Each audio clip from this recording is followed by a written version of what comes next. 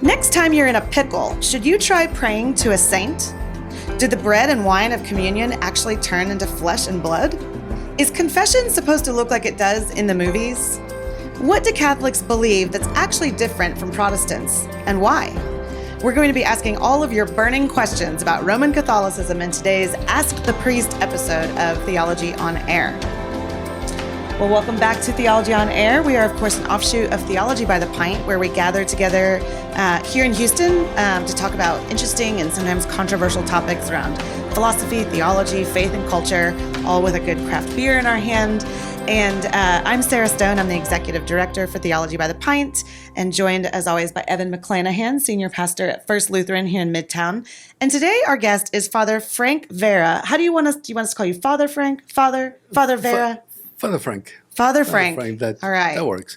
But I've responded to many other names, some not very kind, but that's okay. Well, we'll be kind, even though we may disagree about a few things. But some of you may remember that we did an episode a while back, Ask the Rabbi, and we peppered a Jewish rabbi with all of our questions and asked everything that you guys sent in on social media.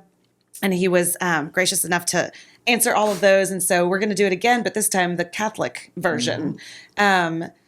And we know that we've got folks that come to our events who are Protestant and Catholic. So this should be really interesting. We've done a few episodes about Catholicism where we've kind of jumped into the deep end. But today I just want to ask as many questions as we can get kind of in the mix. We'll go back and forth, maybe me, Evan, and put you on the spot. So you are a brave soul. Thank you for doing this. Sounds good to me. The Theology on Air is good. By the Pint is good. But they're not mutually exclusive. I mean, having a pint wouldn't be a bad idea. You know what? If you had brought your own beer, we would have been happy for you to drink it here. Next time. You should have told me. Next time. That's funny. That's a benefit of being Catholic. Yeah. We don't want people to think we're day drinking. You know, that's, I don't know. But we're not alone, so that's okay, right? That's true. Okay. So before we get into all of our questions about Mary and saints and transubstantiation and all that kind of jazz, tell us just a little bit about you, your story. How did you become a priest? How long have you been a priest? Just a very, very quick version. Yeah. Born and raised in Mexico, Monterrey, Mexico. I studied engineering in Mexico. Then I came here for graduate school, went back to Mexico. I worked there for a few years. And then when I was a senior in high school, I joined Opus Dei, which is a Catholic organization that is all over the world. The mission of Opus Dei is to remind ordinary Christians that we have to sanctify the world. We have to become saints in and through our ordinary life, professional work, family, the neighborhood, the parish, just normal, without having to do anything extraordinary, but to try to do it well and basically to seek to make Christ present in the world through the way we deal with it. Yeah. And so I joined Opus Dei when I was senior in high school, and then I went to college, graduate school, went back, and then when Opus Dei started here in Houston, that was, I'm going to date myself, that was 1983. Okay. So by then I had already worked a few years, graduate school, everything. So yes, I'm old. Well, most of our listeners are just listening, so you didn't have to out yourself, but that's okay. So I came here. I got a job as the IT guy for a small chemical company, and I was working with Opus Dei and was meeting people and talks, and so just the normal things that Opus Dei does, which is normal, ordinary things. And then in '93, I moved to Dallas. Continued working for the same company here in Houston, back and forth. Then I moved to San Antonio. In 2003, I moved to Rome. Hello. Sorry, it was Dallas and San Antonio, and then across the sea. Yes. And so I finished my studies in Opus Dei. Most of the people, about 97% of the people, are lay people. Right. So it's kind of the point, right? Yeah, clergy is just what is necessary to take care of certain things. Yeah. And so I finished my studies, and then what the Catholic Church requires for somebody to be ordained a priest is minimum 2 years of philosophy and 4 years of theology. Wow, that's awesome. So, yeah, it's a lot. It's a lot. But now in Opus Dei, is not doing those studies is not in order to seek ordination, but it's in order to have that formation, because women also study the same courses, and obviously it is not for ordination, Yeah. and at least not in the Catholic Church. Right. That's not even a question I have on there for today. Yeah, wow, that's I know, cool. surprising, but yeah. And so I was ordained in 2007. I finished I was doing a doctorate in philosophy by then. I finished that, and then I came back in March 2008 to Miami. And I grew up in Florida, just north of really? Miami. Mhm. Oh, where? Yeah. A little city called Port St. Lucie. Okay, no one's ever heard of it. I've been through it. No, I've been Okay, through okay. Yeah. it. And then 2011, I came back to Houston, and I've been here since. I was a chaplain of for a small liberal arts private school in the west side of town, Western Academy, Okay. and I was there for 6 years. And then I am the director of Holy Cross Chapel, which is a small daytime chapel in downtown Houston. It's Okay. just up the street here on Main. Oh, we're neighbors. Well, you guys are neighbors. Yeah. Oh, Well, I mean, in Yeah. Houston, being Yeah. that close is being neighbors. yeah. So, It's a less than 10-minute drive. Right. And that's very unusual. Okay. And so that's where I am. And the mission of Holy Cross Chapel is to provide some spiritual support for the professional world in downtown Houston. Yeah. And so we have one mass in the middle of the day at 11:35, and so it's basically people who work downtown. They take their lunch break at that time. They go for mass. We get around 30 people every day. Before COVID, we had Sure. two masses, and we had about 60 to 80 people Yeah. every day. And then the rest of the time, we're open 10 a.m. to 2 p.m. The rest of the time, I'm available for confessions and spiritual direction. Man, I kind of love that. It makes me think of the verse that says, "In everything you do as unto the Lord." Right? Whatever if you're an engineer or you're a mom or whatever. Yeah, and a very interesting thing that what that says is not whether you go to the temple or do sacrifices or do acts of charity, do it for the Lord. Right. No, whether you eat or drink or do Yes. anything, it's the ordinary things. Yes. It is Yeah. daily life. Do it all for the glory of God. I love it. So I'm in. I think that's fantastic. Okay, we're going to dive right into some spicy things because when they did the last one that just one thing you asked, one, how do you end up being a priest? Honestly, I don't have an answer for that. And sometimes people think that the will of God is some pre-written script, that Right. God thought of it, and now He's not We going have to to tell you. figure it You have out. to figure out, Yeah. but it's secret. It's Mysterious, unpublished. yeah. It's mysterious, Unpublished. and so we. And this is silly, but this is sometimes how we think of God, as if he were some kind of game show host. Yes. And the game is that he thinks of a number between 1 and 3 million, Yeah. and you're the contestant. You come in here, and he says, "Oh, welcome to the game." Right. Let me think of the number. Okay, got it. Now, guess away. Yeah. And by the way, I hope you're going to guess right, because if you don't guess it right, that number is my will for you. You're not going to be doing my will. Yeah. And I would be a little scared if I were you. That is obviously absurd, Yes. but not that painted that dumb is the way we think, but more or less it is. But that's not really the way God works. Right. His will for us is he wants us to be saints. He has chosen us before the foundation of the world, St. Paul tells us, to be holy and blameless in his presence. So before the Big Bang, he thought of us, that at some point in the history of the cosmos, we would come about. Yeah. And for what? So that at the end of time, we would be with him. I love That that. he would enjoy that being with us, and we would enjoy being with him. And then in the middle of that is a little blip, Yes. Which is our life. lifetime. Yeah. And he says, okay, this is for you to express your freedom, to make your decisions. And I've given you intelligence. I'll give you certain likes and dislikes, and Gifts, and so skills, yeah. gifts, talents, weaknesses, and with all that, you make your decisions. And the only thing they ask you is that those decisions are going in that general direction. Yeah. That is going toward heaven. That's great. But it's yours. It's your life. And so we decide, and God is happy to see us deciding because He made us free for a reason. Otherwise, Well, now that's a whole other topic That's a we can whole climb other into, topic. but we're not Okay. going to because I want to. Okay. But you've said twice now something about us being saints. So maybe we can start there because we use the word saint differently, different times. You Catholics and Protestants sometimes use the word to mean all of those who have surrendered to Christ, those who have gone before us. They're in the Church triumphant, right?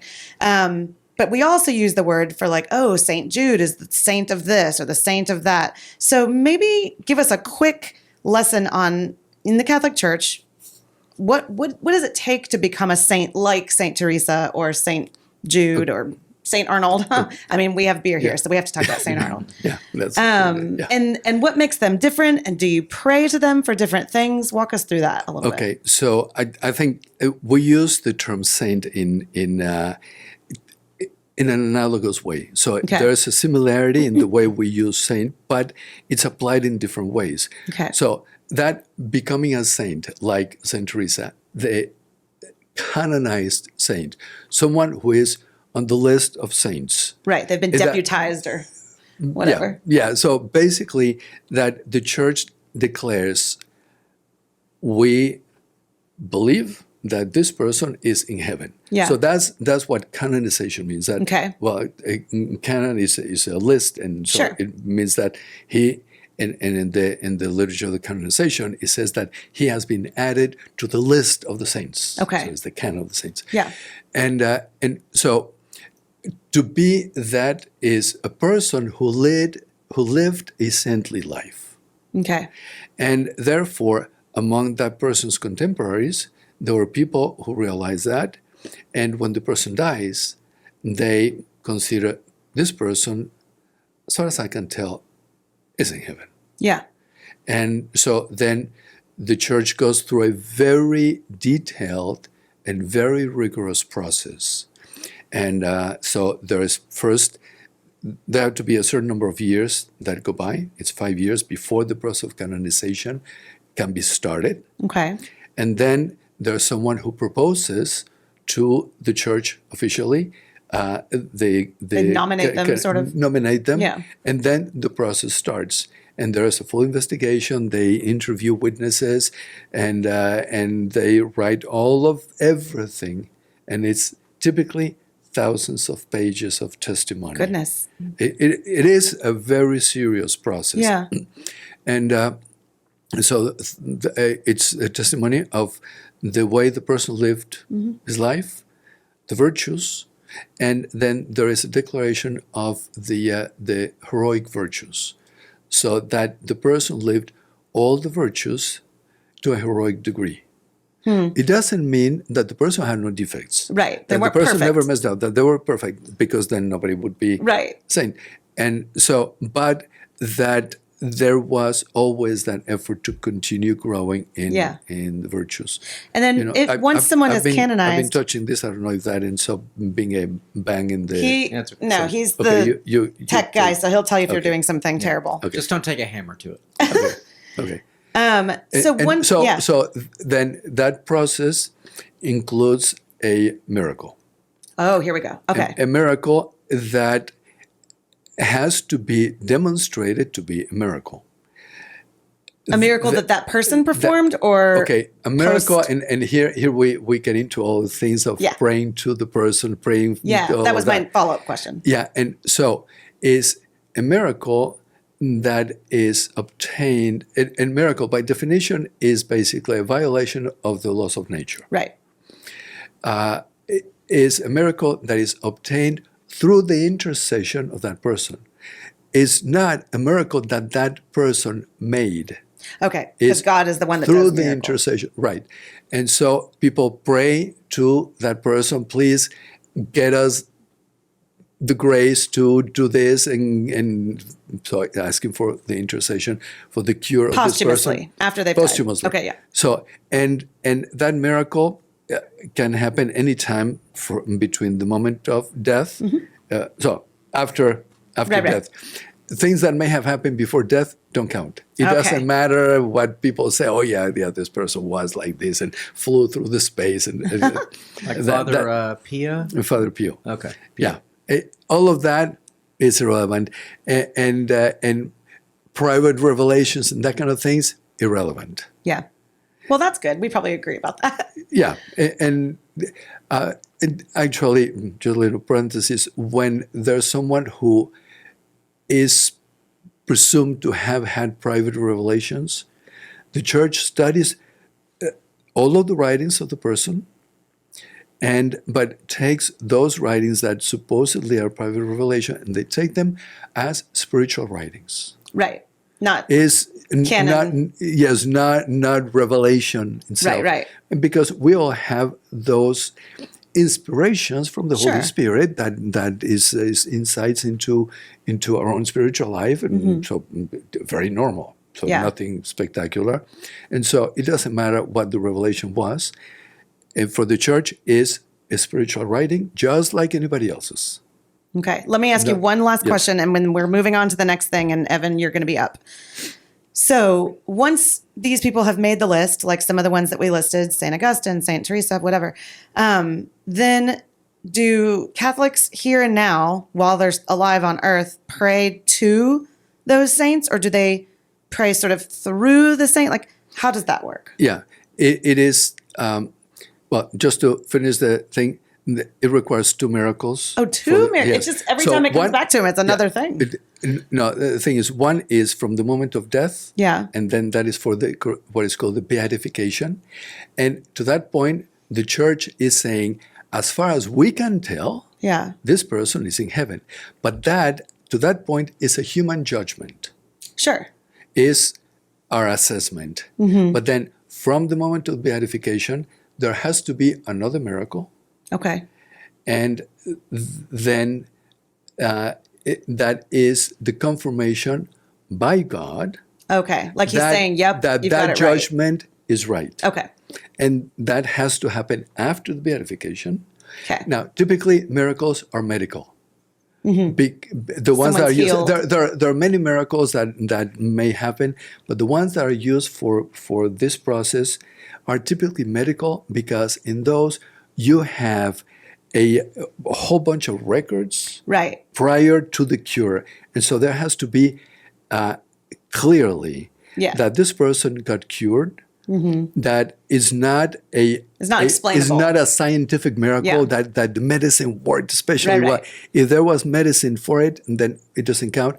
Also, if the people prayed to 2 different saints, then through whose intercession this happened, so it's dismissed. Typically, is the person who got cured. It depends on what the cure was. Has to have died already, because the cure has to be proven to be miraculous, unexplainable, and permanent. So if the person ends up dying of that same thing, then doesn't count. Got it. Has to have died of something else. The rules seem clear enough. But that's why I say it's a very rigorous process. Yeah. Very, very rigorous. I mean, I want to ask you a million questions for each thing you said, but we don't have time for that. Okay. So, but the praying to saints. Okay. So think about someone that's long dead, like Augustine or something. Is he a saint? He's a saint, yes, right? Yes. Well, an analogy is if I have surgery tomorrow and I ask you, Sarah, could you pray for me? Would you? Yes. Why? Because you asked me and I believe in God. But what difference does it make that I ask you? Why shouldn't I just ask God directly? What is it adding, my asking you to pray for me? Is that you are friends with God, and so there's a certain influence in that that you're interceding for me, because that intercession is something that we do all the time. And actually, we see it in the gospel. The centurion who wanted his servant cured, he did not go directly to Jesus. He asked his Jewish friends, can you ask him? Yeah. And they went and told him, hey, this guy has been very generous with us. He built the synagogue. Yeah. Please do this for him. Interesting. That's a fantastic answer. And again, I'm not pushing back because we have so many to get to. But all right, Evan, your turn. Just for our listeners, as a placeholder, one of the things I've benefited from, I've watched a lot of James White debates. He's debated Mitch Pacwa and Trent Horn, and did 2 debates with Trent Horn at First Lutheran a few weeks ago.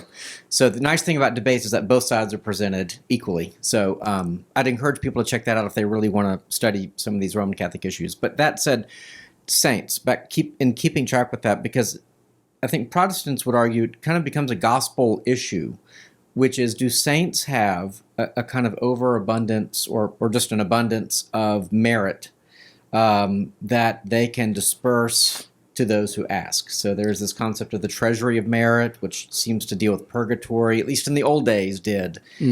So what is that? Is the treasury of merit a thing?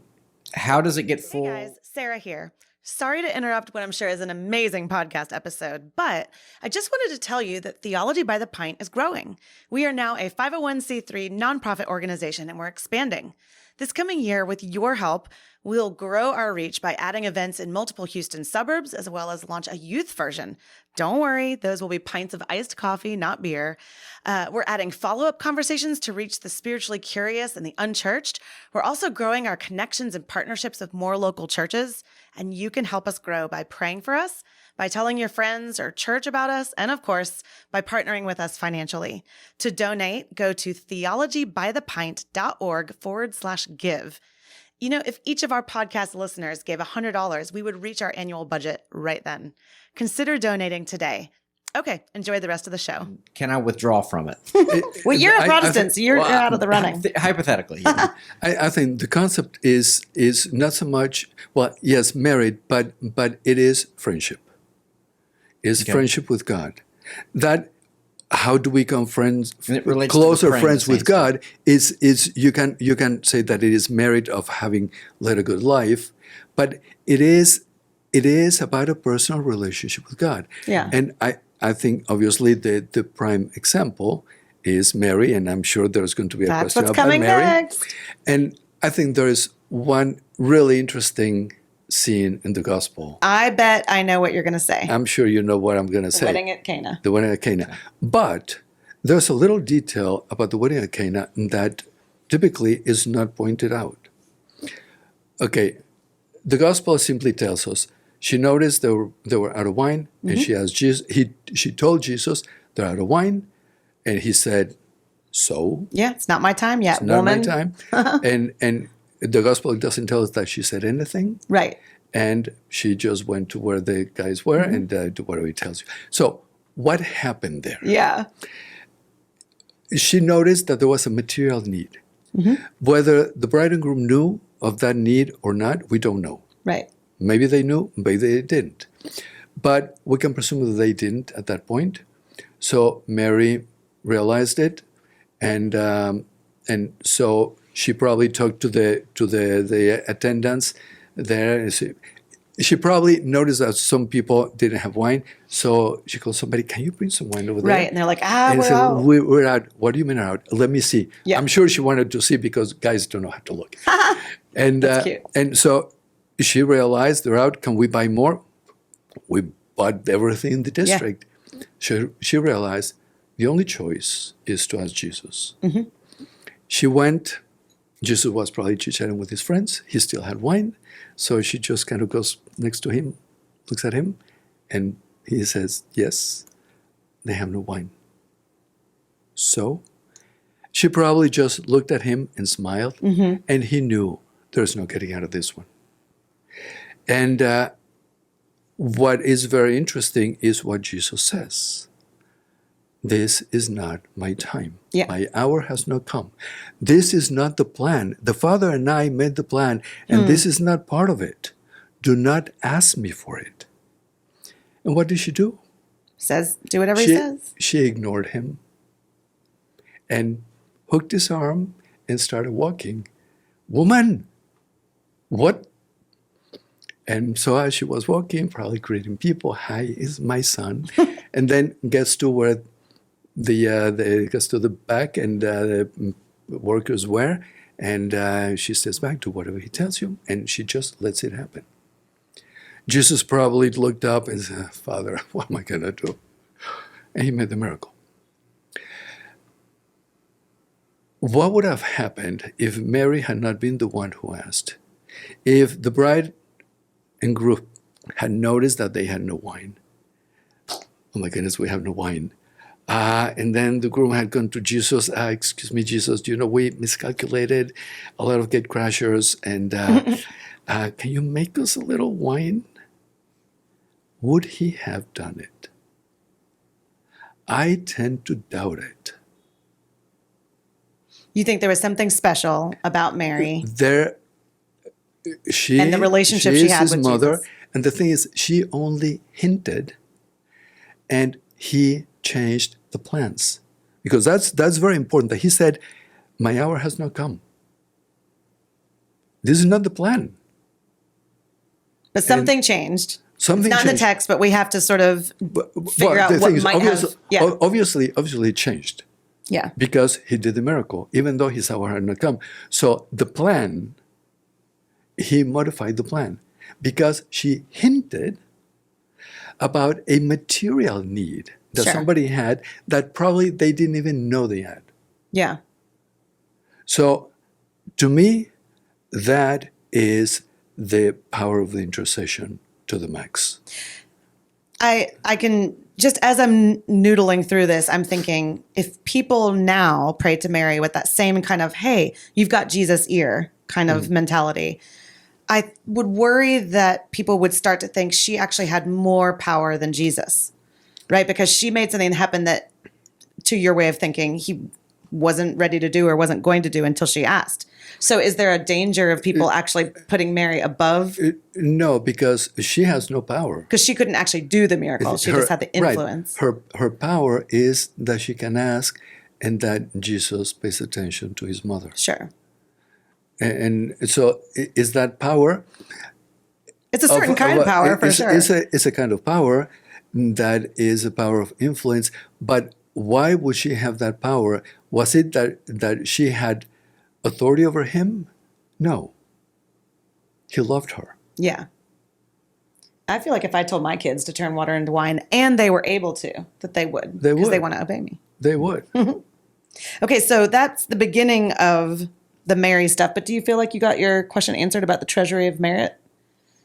Well, It's more about being friends with God, you said? I mean, in the old days, and we just had a debate about purgatory, here at our church, and Trent Horn from Catholic Answers was here. And one of the interesting things about that debate was that, in many respects, the Lutheran tradition was born out of the indulgences sold for the purpose of getting out of purgatory. But these days, it's kind of like, well, purgatory, it may not even be a place, and you definitely don't have to buy indulgences anymore. So it seems like the Catholic Church has sort of softened its stance on that. But in the old days, there were lots of people for a long time who lived under this threat might be a strong word, but fear that, judgment, or at least a long time in purgatory, which granted isn't hell, but isn't very pleasant either, because you're being purged of sin as fire refines.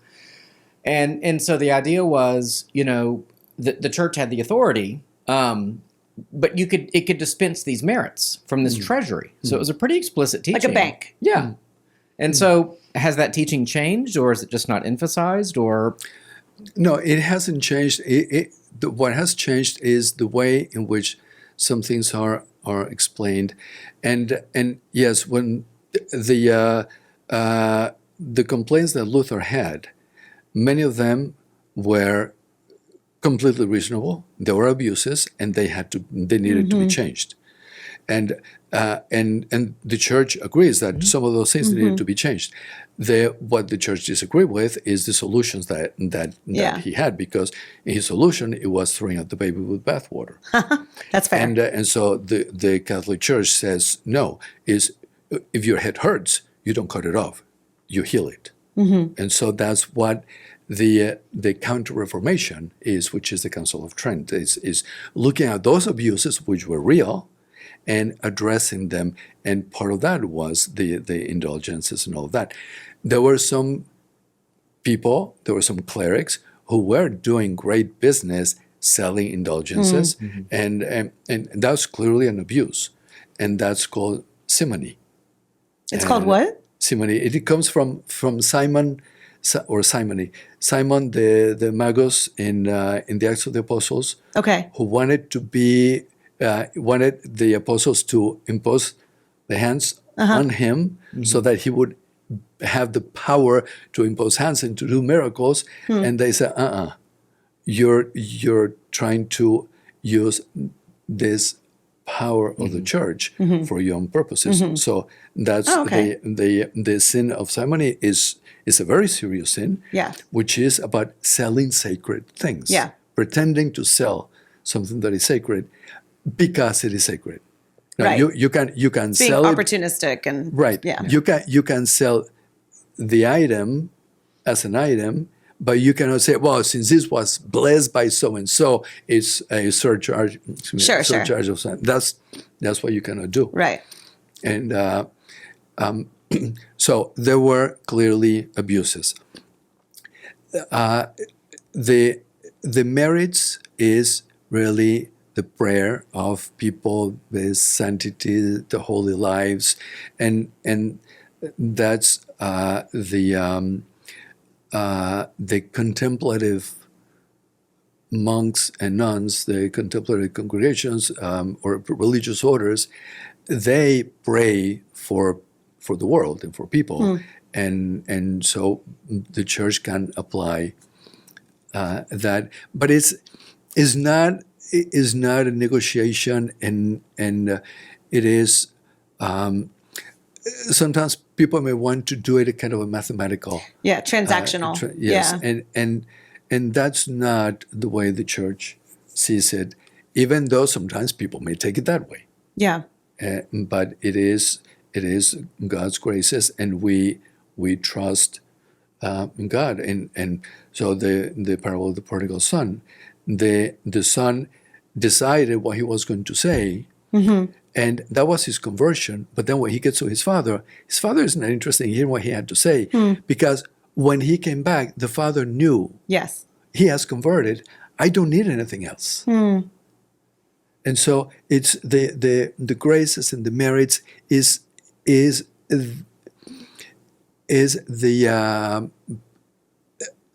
sort of clarifying a relationship. Yeah. It's not about the materiality of what is done. It's about the relationship that is made explicit. Okay. I know we could ask more, but I'm moving us on. Yeah. But I have to ask a couple sub questions about Mary, just because I need someone to answer me about this. Do you believe that Mary was sinless? Okay. Okay, is that yes or no? No. I'm The teasing. answer is yes. Okay. The answer is yes, but that's not what you're asking for. You're not asking just about whether I believe it and that's that. Oh, yes, that's it.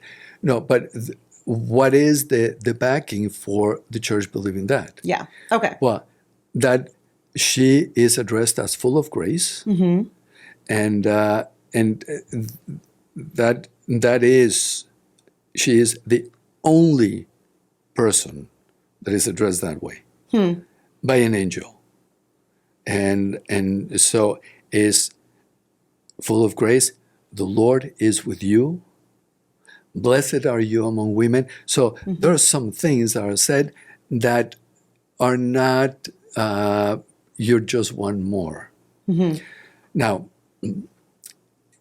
are we capable of overcoming a particular temptation? Yes. Any temptation.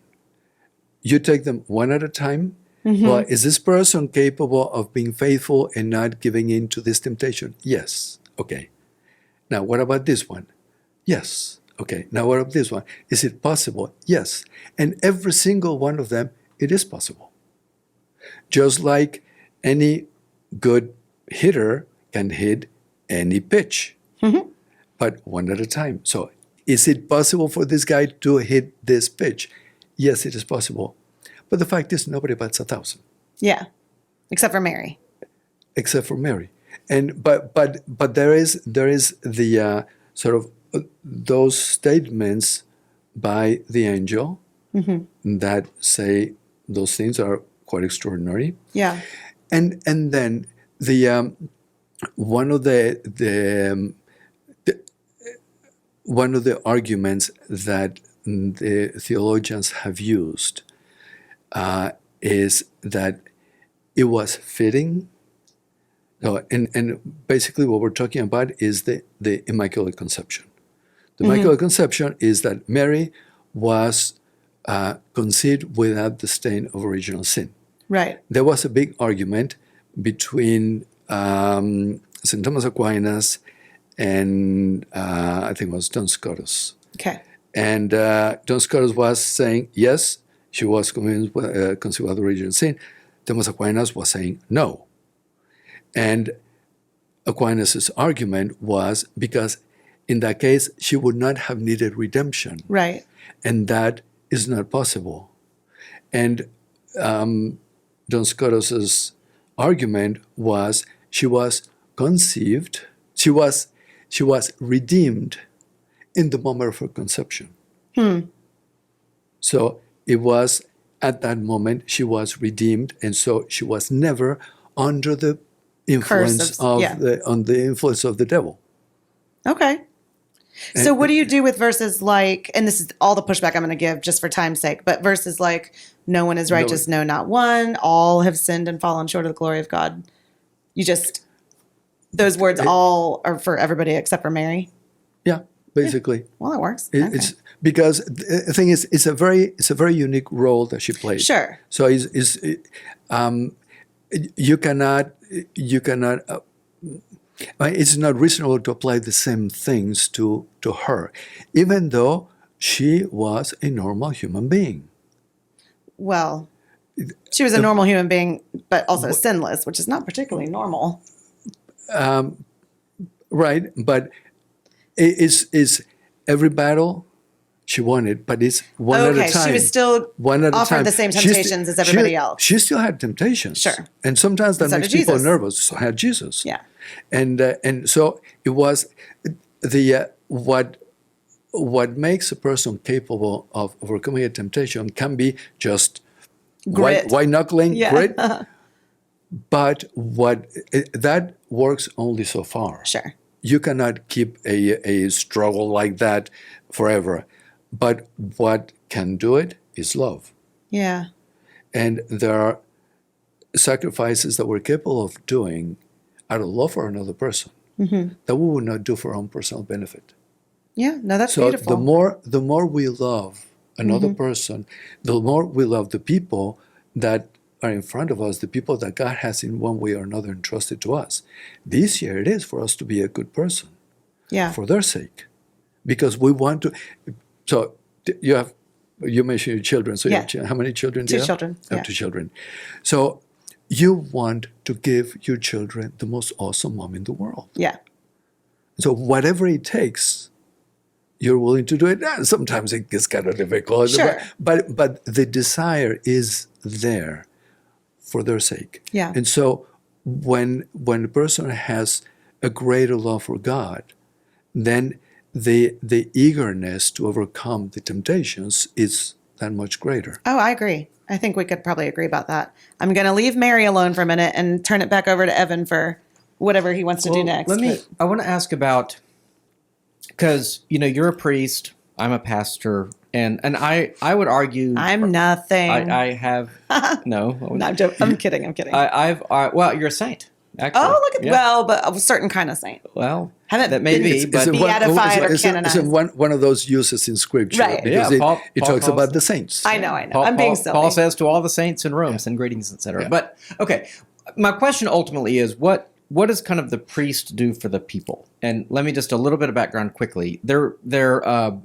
Roman Catholics will say that they get the word priest from the Greek word presbyteros, which is like where you get the word Presbyterian, which means elder. Presbyterian. Right. There is a word for priest in Greek, and it's like in Hebrews when it talks about Jesus being the great high priest. That word is used. Don't ask me what it is, but I could look it up. But that's beside the point. Hieros, yeah. But so I'm not entirely convinced that presbyteros turns into priest, because I think we see the office differently. The Old Testament priests acted as intercessors between man and God. And I think the beauty of what Christ does is that he fulfills that priestly office, and he's the temple, and he's the sacrifice. And that's what Hebrews is all about, is that how Christ fulfills these roles. And now the shepherds, those who are called by God, not as like, animal butchers, but as shepherds of the people, shepherds of souls, cares of soul, elders, all the First Timothy, descriptions and all that. So none of us anymore have that function as intercessors, but we more care for souls. But it sometimes seems like with the sacramental system, and I'm a Lutheran, I affirm baptism and Lord's Supper as sacraments. I'm happy to use that word and all of that. But I'm curious, what do you see your role as a priest? Are you an intercessor between, and this gets to like the sacrifice of the Mass, which I'd like to ask and about confession. as well, and confession. Like, to what degree are you between people and God, or are you? You know what I mean? Does that make sense? Yeah. That's a great question. It's like 16 questions in Sorry. one. Well done. It is about 16. That is precisely the mission of the priest. So is a pontifex is the one who builds a bridge. It's a bridge between man and God through the sacrifices, and it is the traditional role of a priest in any culture.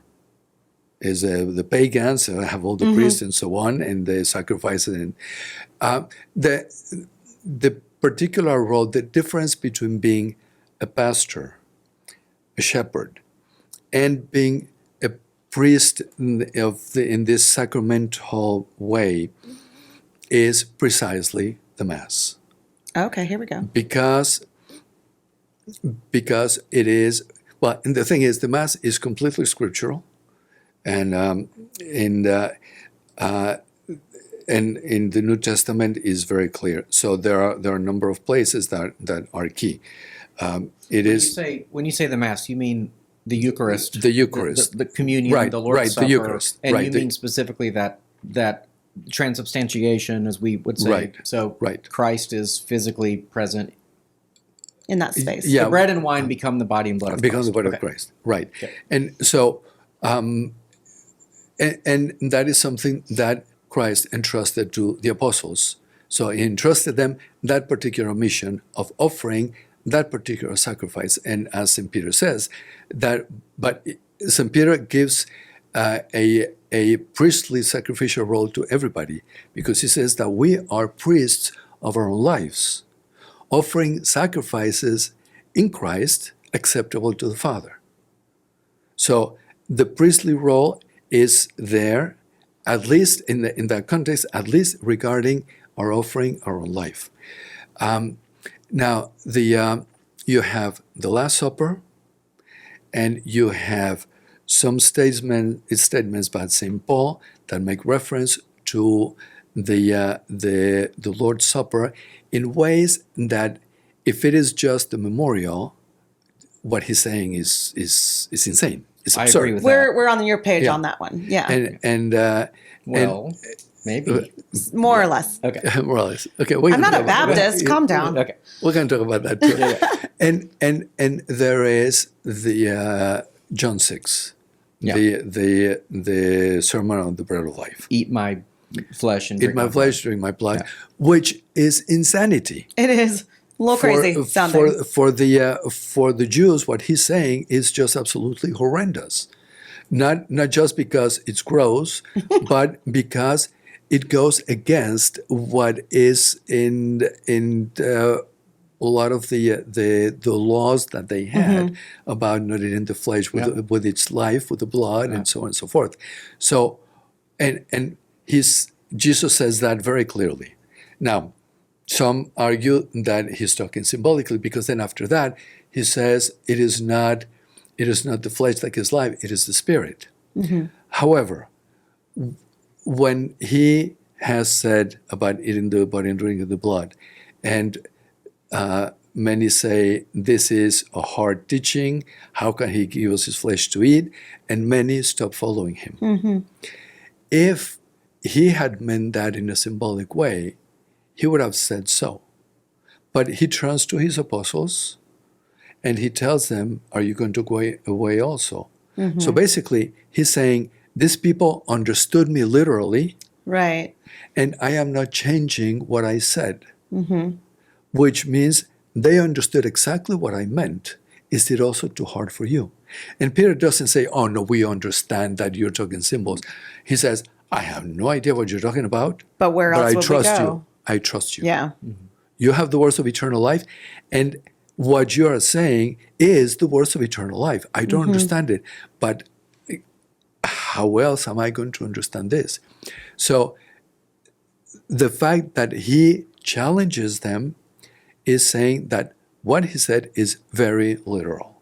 There's nothing figurative about it. There's nothing symbolic. And then in the Last Supper, he says, this is my body, which is for you. This is my blood that is shed for you. And now, it's important to see that the one who is saying, this is my body, is the same one who said, let there be light. So, so the words of God are not only descriptive, they are performative. And so when he says, you are my son, you are his son. And when he says, this is my body, this is my body. And so the Catholic Church does not believe that the body of Christ is in the bread, but that the bread becomes the body of Christ. So that is not bread anymore, it is the body of Christ. And so transubstantiation is St. Thomas's explanation that he's taking concepts from Aristotle, that is the distinction between substance and accident. Substance is what a thing is, which we cannot perceive directly. What we perceive is the accidents, the shape, the taste, the color, and so on and so forth. And so when for instance, when a person receives communion and he chews on the host, is he chewing on the body of Christ? No, he is chewing the accidents, the shape and so on that were bread, this gets, do we understand it? No. Well, listen, there's a lot of things Protestants don't to understand about communion too. I mean, that it's mysterious no matter what. So I'm on board. Yeah, but so the thing is, the way Jesus talks about these things is very literal. And then at the end, he says, do this in memory of me. And the church takes that as, I am offering this, and I want you to repeat this. There is only, and this is also, I think St. Paul talks about it, there's only one sacrifice. And what is that sacrifice? Is the death of Christ on the cross in Calvary. Yep. So when they use this language, the sacrifice of the Mass, what does that mean? Okay, so there is only that one sacrifice. It's the only one. It's not that it is repeated a number of times, but maybe it's not a very theological way of looking at it, but it kind of helps. The Mass is like a window, a sacramental window that is looking into Calvary. And so is that glass of that window makes it look different, but it is the same reality that you're looking at, that you're present at, and Witnessing. You're witnessing, and participating. one term that theologians use is that the Mass is the representation of the death of Christ in Calvary. But that the use of the word representation is literal. is not as a theatrical representation, It's a but representing. is making present again. Yeah. So it is really a window. And so the Last Supper was in anticipation to the cross, but it is another window into the same thing. The only way that we can experience things is chronologically. And how does creation look from a perspective outside time? Goodness. That is, everything is present at the same time, everything is there. We don't understand. Right. But that we know that God is outside time and everything is present. Everything is present, but it's not confused. So each event is its own event. It would be so and that's the understanding of eternity. We cannot grasp it, Right. but Boethius talks about that is the perfect and is complete and perfect possession, simultaneous and perfect possession of interminable life.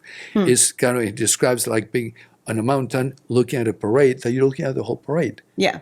And so the only thing that I can think of that maybe some can give an idea is if you were to hear, let's say, Beethoven's Ninth Symphony, but to grasp it at the same time, the whole thing with a perfectly clear distinction of all the notes. And you can see the relationship between the first movement and third movement. You can perceive everything in the whole beauty.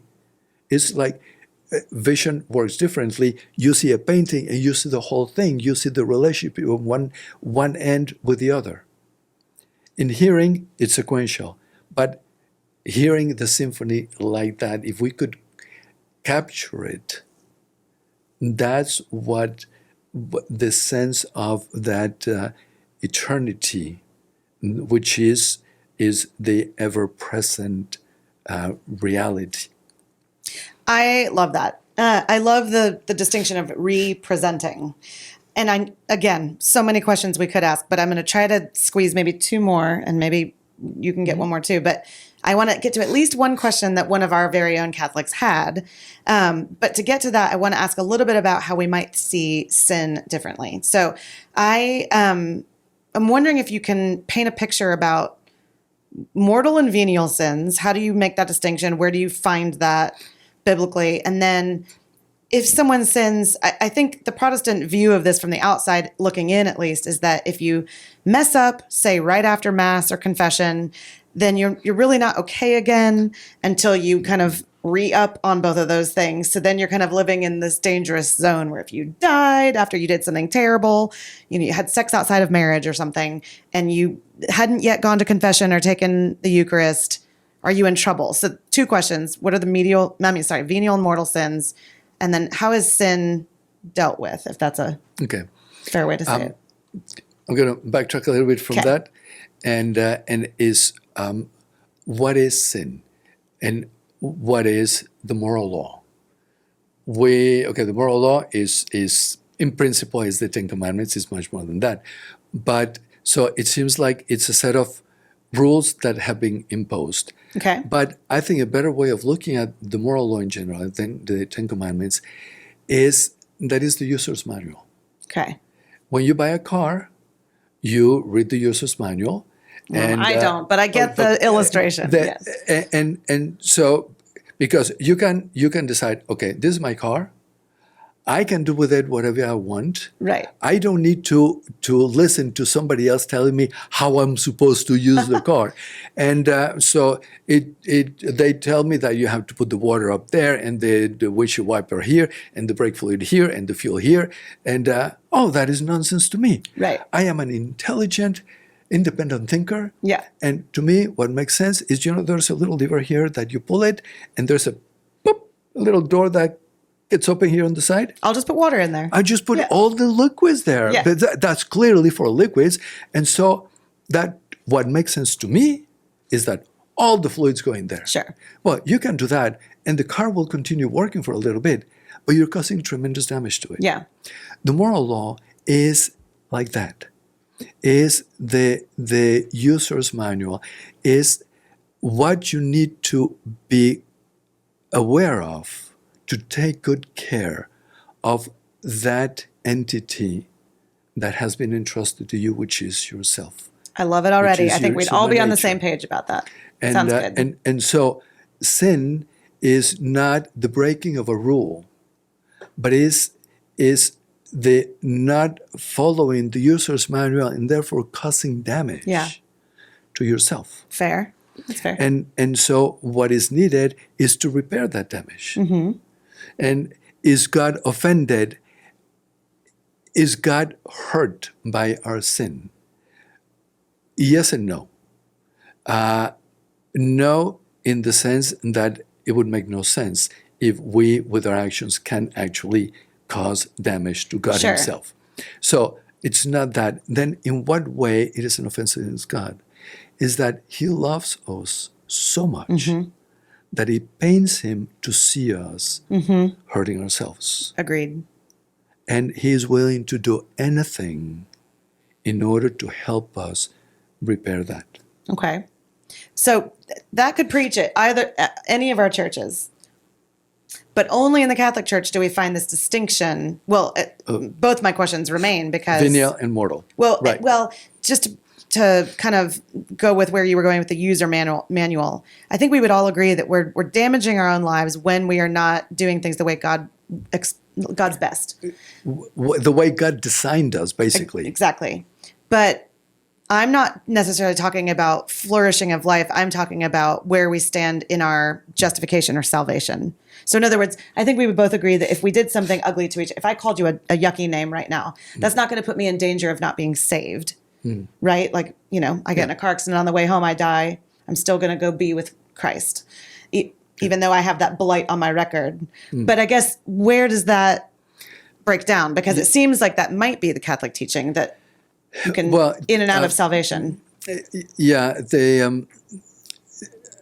maybe one way of looking at it about that salvation, am I going to be saved after having done this, is if the damage that I have caused on myself because of not following that user's manual is very serious, then I don't fit in heaven. Not in the sense as that there's no room for me, but it is not the place for me. That my situation is such that one way in which sometimes theologians see it, or spiritual writers, is that God respects our freedom. Sure. And so if somebody does something in which he is rejecting God, God will say, okay. Is that you get what you asked for. You get what you asked for, and it pains me to see this, but you're telling me that you do not want to be in heaven because you're turning away. Right. And so it is that turning away is. Am I just getting a little too distracted with my own things, my own selfishness, or am I actually turning away from you? And so a moral sin is a turning away. Okay, so that's where it gets us into the distinction between venial and moral. Okay, so walk us through that. And now also the this can get a little tricky, but what is judged in the judgment, we typically see the judgment as if it were a balance with the two plates, and good deeds and bad deeds, and whichever is heavier determines you go up or you go down. and that is a helpful image, but it doesn't work because it's not true. It is not the deeds, right? But it is the type of person that we are becoming in doing those deeds. Because two people may do the same thing, may be very good and kind to a third person that they don't like. Mm-hmm. One is doing it because this person has a very nice lake house and has great parties, and I love that, but the guy's a jerk, and I'll play the game. I wish he would just die, but I want to go to the party. And so is treating the person with in great way, and the person is super happy, and another person is also treating the person exactly the same way, but because he wants to be respectful, because it's a human person, and respecting the dignity, dignity yeah. and so on and so forth. So the actions material are exactly the same, but in one person is becoming more charitable and generous, the other one person is becoming more manipulative and selfish. Right. And so what is judged is the type of person that we are becoming in the way we lead our lives, because it can be doing very good things, but for the wrong reasons. Sure. And that shapes me. So there's what we there's a difference in there's a difference in English that does not exist in Spanish, which is Spanish is hacer, is to do and to make. That distinction is very important. Make is about the external result of the action. Do is the action itself. Bien hecho. Bien hecho. But bien hecho can be both. Right. So in Latin there's also a distinction. There is facere, which factory comes from that, is to make something, and agere, which is action, is what we do. And so is the agere is what we do that shapes us. And that is the more powerful part of it, that is expressed in the external result of the action, but that external result does not necessarily express completely or perfectly what is actually happening. Okay, I want, oh man. Yeah, but this wasn't enough time. I know you have a hard stop soon. And do you have one more question? I want to ask one of the questions from our Catholic friend. No, go ahead. Yes. Okay. And then we're already over time. But one of our Catholic friends that comes to our events asked, why do Catholics, and he is Catholic, why do Catholics persist in converting Protestants? If we are brothers in Christ, isn't that enough? And I don't quite understand the last part it says, or do we not know the fullness of Christ? But either way, you get the idea. Yeah. Catholics want to convert Protestants, and Protestants want to convert Catholics. It's fair. And it is actually many times some particular Protestant denominations have a tremendous apostolic drive in wanting other people to join them. And also do the Jehovah's Witnesses and the Mormons. And so why is that? I believe in what I have, and I care about you, and I think you would benefit from also sharing in what I have. Let me add a little kind of a spicy secondary question there. When you say both want to convert the other, and I said yes and no, I actually have no desire to convert you. I think that you love the Lord and it's beautiful. The people that I want to quote convert are people that I think don't know the Lord. Right. So my question is, do Catholics think that the majority of Protestants are not actually Christian, not actually saved? No. And this goes back to that doing. So is our actions shape us? I know many Protestants who are extraordinary individuals that I have tremendous admiration for, very generous, and with great love for God, and with a relationship with Christ that is very personal, and that sometimes I look at that and say, "Wow, I wish I had that," and admire it. Yeah. And now, the personal relationship with Christ of a person may be extraordinarily holy. Now, having the sacraments is a tremendous help for that. Got it. So if this person had also the Eucharist, wow. It would be even better for them. It would be even better for them. Got it. Okay. That's actually a really good clarification. I like that. And sadly, I think we have to end with that. And I know Evan only got like one or two of his questions in. I'm sorry. I got all my questions. Oh, okay. Yeah. Well, you are delightful. Thank you for doing Well, this. thank you. And I loved hearing your answers. We may not agree perfectly on them all, but I do think that helped kind of elucidate some things. So maybe we'll have to have you back on. But if people wanted to, you already said where you are, but remind us if people wanted to come to one of your masses or talk to you some more, where can people find you? Which actually, it would be wonderful to have you come over sometime to at least visit. We'll chapel. cross our Yeah. arms. Is to it get a connected to the cathedral? It is, well, it is part of the diocese. Okay. So, But it's not in the same block? No, it's not. No, it's not in the same block. So the cathedral is on St. Joseph, and we are about maybe 10 blocks north of that. Okay. And What's so the name of it? It's Holy Cross Chapel. Okay. It is not a church building. Okay. It was an office building that the diocese bought about 20 years ago, and this chapel started in the basement back in '82, funded by George Strake, who died just 2 weeks ago. I just read a book that talks about his funding, looking for the tomb of St. Peter at the Vatican. That's his dad. Oh, wow. Oh, his That's dad. his dad. Oh, okay. Yes, George Strake Sr. is the one who funded the Vatican. And there are a number of really interesting stories about George Strake Sr. But we cannot get into that. Yeah, We've get got into that. And so Holy Cross Chapel is there in Do you have a website? 905, yes, holycrosschapel.org, 905 Main Street between Walker and McKinney, right in front of one of the train stops. There's some good tacos right by there too. Yeah. could double down. If I remember correctly. But go ahead. That's Yeah, so that's where we are. We're open Monday through Friday, 10 a.m. to 2 p.m.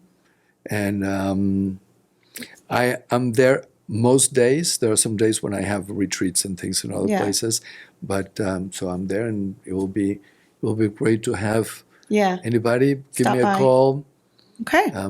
So you have my number. Yep, we have your email. Thank you for doing this. And if you want to know more about some of our events where we gladly welcome all Protestants and Catholics to come and talk about hard things about the Bible, kind of like what we're doing here, but with beer. We'll do it with beer next time. Okay. You can go to theologybythepint.org and see what coming events we have and come join us. But until we see you next time, we encourage you, as always, to question freely, think deeply, and disagree as needed.